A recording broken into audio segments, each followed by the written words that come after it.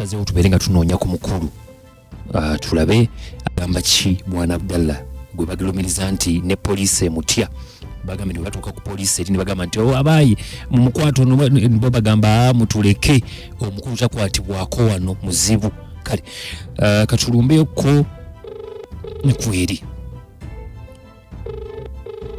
ala Mzee Senabulya Salamu alaikum. Salamu alaikum. Haji nkulamusizza sebo. Nange sebo nkulamusizza. Haji bampita kadima. Sebo. Nkubidde okuva ku beat wano. Sebo. Bitambula bitya Haji. Tuli sebo masibe mutasebo. Je tuli bakuwadde ku mawulire nti jo twakwogeddeko. Nange nawaddeko ku radio. Wabaddeko ng'owuliriza. BTFM njiwuliriza nnyo. Amina tweyanzeege. Ebiseera ebisinga tetusala gwakawala nga tetuwulidde gwakalenzi. Haji nayagadde okuwulira ku saidi yo aba boda boda bagamba walumba ofiisi obakubye sente ozitutte. Nga Haji nandyagadde okuwulira ku saidi yo tulaba obuzibu buvaawa tomanya tuyinza okutereeza. Ndi kumpewo. Oli kumpewo Haji? Amanya Senabulya Abdallah. Esebo. Chairman boda boda Masaka. Awamu ne Gunta Masaka. Esebo. Mulonde. Nawuliddeko ku bigambo ebyayogereddwa muganda wange Kiyimba Ibula. Esebo. Kiyimba Ibula maze emyezi ena nga muwummuzza temateeka mpeebwa nga nze ssentebe wa boda boda. Esebo. Olw'okweyambisa ofiisi ye olw'ensonga nti ofiisi y'emyoga si erina okuba ofiisi ya boda boda nga ayisa bubi aba boda boda okubaggyako ssente era n'ebipande mbiina bye yateeka mu ofiisi nti oba tolina sayingira osasula fayini ya $5,000 oba tolina namba puleeti osasula $10,000 nga biri mu ofiisi ye yabiteeka nga biri mu ofiisi ye mwe yabiteeka Haji ate nga ne traffic yennyini tesobola kuba wa boda kipapula kya $10,000 oba $5,000 lwa side mirror. Mpulira N'olw'ensonga eyo omwami Ibula ne tumuwummuza nga kisusenze ebiseera ebisinga mbeera mu nnimiro yange nkubiriza nnyo baganda bange aba boda boda nti tukole ebitwongerako ebitugattako wabula ebitatwawulako wabula si kulowooza nti njakkeera mu kibuga Masaka nti njakka ekibuga Masaka owa boda boda gwe ngenda okuggyako ssente z'omunnyo ez'ekibiti ez'amafuta ate Ibula ne yeerabira nti baamusalira omusango abadde mu prison okumala emyaka 3 nga yabba pikipiki. Ibula ono gwe twayogedde naye jjo mwayogedde naye jjo Ibula n'empapula eza kooti nziyina kwe baamusalira omusango gw'okubba pikipiki. Mpulira kati nali wasange ennaku z'omwezi 3 ssaawa 4 n'ekitundu nenfuna essimu okuva ewa Fahad. Fahad nga ntegeeza nti chairman Ibula akutte piki yange agiremedde ku ofiisi ansaba $10,000 ne mubuuza wagijjayo looni agaba looni oba nti nedda sirina sayidi mmira. Kyennakola ne nsindikawo vayisi wange bamuyita Kato Baale. Kato n'atuuka ku ofiisi ya Ibula bwe yatuukawo yasangawo ababodaboda nga 3 ng'ababoda baagala kwagula bukwagu Kiyimba Ibula n'amugamba traffic embeeredde mu nteeko. Mpulira Kiyimba Ibula n'alema ne bankubira essimu ne nsindika sekuritale wange bamuyita Nowagira Innocent naye n'amulemererwa. Ngenda okutuuka ku ofiisi okuva ewange gye nsula nga bodaboda zikwatiridde Kijjabwemi ekkubo lyonna. Ngenda okutuukawo nga waliwo ab'ebyokwerinda olwedde baali baatuuseewo dda. Mpulira Haji nali mpakinga ku kkubo bwenti Ibula yavveeyi n'ankwata ettaayi mu bulago n'aŋŋamba bwe Senabulya tonaalyanga wuwo abaana abasatu lwaki otulemesa buli kimu. Nkola ne ŋŋamba aba bodaboda nga bamuntaajjawo piki ya Fahadi n'ajjawo piki ye naye nagenza okuwulira ng'akozesa emikutu gy'amawulire okwonoona erinnya lyange nti nabbye ssente ze $5,900,000. Awo wennyini era wembadde nzija Haji agamba nti ssente zaali za myoga nga bazze kuzisasula abaali bazitutte.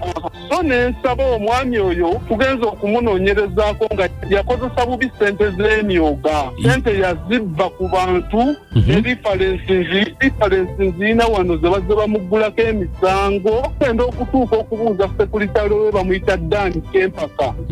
Dani ng'agamba bajjayo siringi $9,000 ng'ennaku z'omwezi 2 n'azimumwera ku banka ku Tropical Bank n'amugamba ssente azitwalire bannyinizo ya era polisi we n'amugamba nti nakugamba ojje ebyobufuzi ojje boda mu ofisi y'emyoga because nze chairman w'omwoga gwa Nyendo Mukungo gwa boda naye nyina ofisi ya boda nyina ofisi y'emyoga eri mu Soweto ofisi ya boda eri ku Tebagalika estate so bwe bukulumpanya omwami oyo bwayina kugenda nga ku bantu sente tugenza okinoonyereza nga n'abantu emyoga kubisaamu emirundi 3 okusinzira omuntu ensevinga gya savings okusevinze kakadde bw'okubisaamu emirundi 3 mwami kadima oba tafuna bukadde tebuba busatu kaakati kitegeeza nti abantu bonna betugenza okulaba nga bwe yajjayo sente z'emyoga bye yali alina ziwa emirundi 3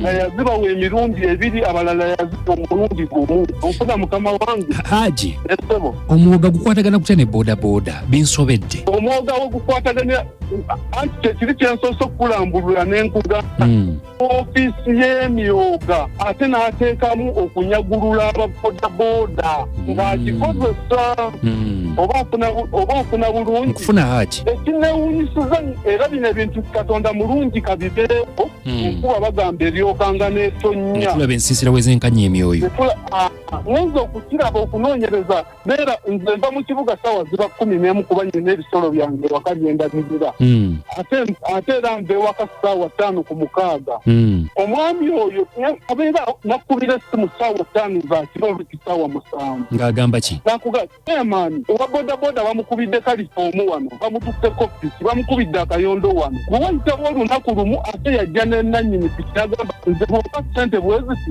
piki yongenda kugiraba ogenda okulaba nga agamba kyamaani ate pikipiki tugizutte eri wano bagibisseeko ebi kati bwenkigeraageranya na kino byakola bwendigattaganya ekirabika nti tukyalina omusoto ogwo mu boda ne banne eyo mbadde saagala tugendeyo mbadde njagala kukulaga amazima kuba nawulidde ebigambo bingi owulira mukadde wange mpulira Haji so omwami oyo bwe yagala okuntuusaako obuvune nanjiwa omusaayi ne guva mu mannyo nagenda ku CPS e Masaka nenzigulawo omusango naye n'akola ffojjalewe n'agenda ekyabakuza n'agulawo omusango nti mubbyeko miliyoni 5 era batugambye omusango guli kyabakuza mwami Kadima sente ze baba bakubbyeko bawagamba nti yazijja mu banka aleete statement ya banka eraga nti Haji sente zo bw'aleeta statement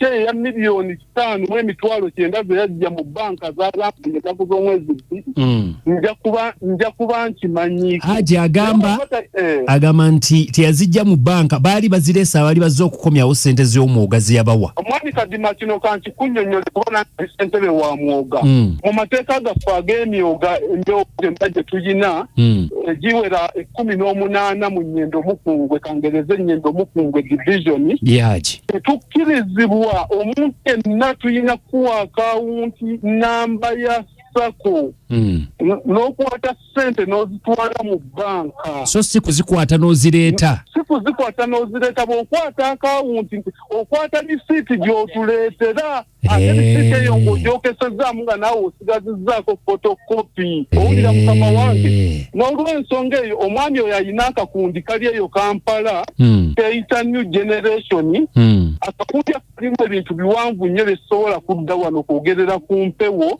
naye ensonga ezo nga ab'ebyokwerinda mu Masaka okuviira ddala ku RCC Liso Brigadier IO Brigade Commander RCC Regional Crime Intelligence bonna regional side bali mu kufollowinga bwemba nabba ssente za Ibula nga bwagamba omusango n'ekirala mwami Kadima nga bwenda bante buli muntu agiwuliriza nsaba mujje ku gulawundi kyetugenda okuddako kati mujje ku gulawundi e Masaka munoonyereze mumanye boda e Masaka erinnya lya Ssennabulya livuga bubi oba bulungi erinnya lya Ibula livuga bubi oba bulungi kubanga tusobola kubeera mu boda boda. Ibula impresses ez'enjawulo bw'oba oyagala abantu abo bonna bonna osobola obbafuna bw'awulira nti alina fayiro kutulugunya abantu kubba abantu. So musaba muganda wange oyo emyaka gye tulimu gya kukola Ibula akole aleme mu kulowooleza nkeera ku makya okukwata ababoda boda. Kadima bwe nkusanga okuwa boda boda ng'omugamba nti sayidi mmire $5,000. Tekiba bwenkanya. $5,000 gyakinga ne traffic tesobola kujjako $5,000. Mwami Kadima mugende ku ofisi ya traffic e Masaka. Ibula piki ezibadde zimulema okujjako abaana ssente ng'azitwala ku poliisi ng'ezimugobye mugamba zizze bannimizo oluvannyuma lw'okutuula mu meeting n'agewerinda. Olwakadde tukweyanza olwakadde k'otuwadde ne tukuwulirizaako katugendeko mbawuliriza abaffe tulabe kye bagamba. Naye nga sinanga ompayo eddakiika emu nsaba bakitaba aba boda naddala abalowooza okukolera mu nsawo z'abannaabwe boda atandikira ku 5 okuweza $1,000 ate abasinga bavuga piki zaaboni tukole twongereko ebituzimba. Essaawa eno nakayingira mu kibuga nva mu nnimiro yange kuba Katonda n'ensi yange abasajja kabaka wange. Tujja kuba twongera okuddira Haji okubanga tufuna ebirala byonna ebinaba bitambula. Tugenda na kujja ku ground tumanye exactly ki ekigenda mu maaso. Umirwa omuziki n'ebisesa kigenze kitya ni Kadima na Mayanja ni Anko Kabugo ekintabuli ky'omuziki kisinga mbale nsinga nnyo okwagala bannabuddu mbeere nga njogerako nammwe abateesa kuba mumanye ensonga zeewammweyo ku 0752 237 ku 0752 237 ku WhatsApp mumpeereze voice note mbeere nga ntegeera kiki omukulu muwulidde alagamba nkiyimba Ibula ate muzibu.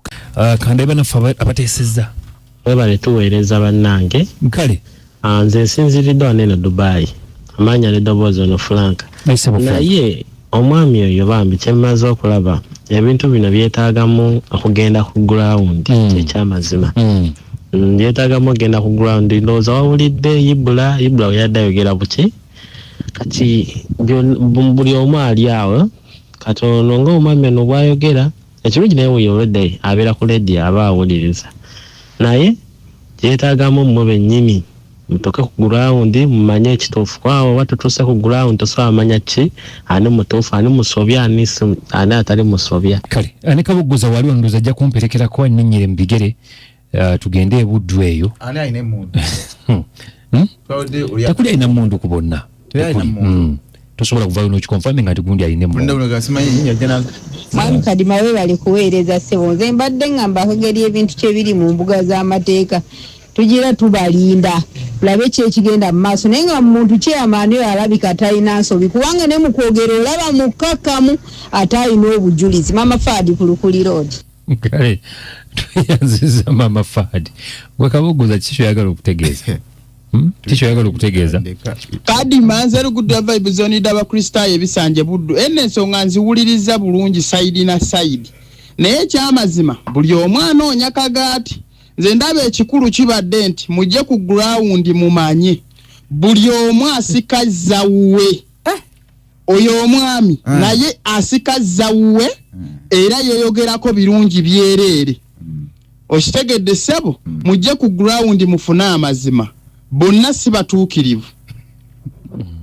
Ab'ebisanje webale kutuweereza ssentebe ssentebe wa boda boda Sennabulya kale tatulaba ono ye agamba ki atulabe ale kiki Wanji baana imwe kutuweereza nze ndaba omwami otalina buzibu bwonna bitwetaaga kukwata mpola beesotinge ngava abantu kubanga ate nuwayogera olaba nga ye mutuufu oli wayogera nga ye mutuufu mwabale kutuweereza ono sengana busa ekikuba nkima atumiddeko mange mukyana kitolusi nazigo player paris anje banyinga yajja mwa kale Sulambaya ali Masaka Sulamba wandiise naye sibitegedde bulungi agamba nti ssentebe wa boda boda Sennabulya ajja aga nti aba boda boda bamanyi obumenyi bw'amateeka nga bwempulidde ayogera nga bwempulidde ayogera Ibula kubanga be basinga okwonoona erinnya lya boda boda. Sulamba ali Masaka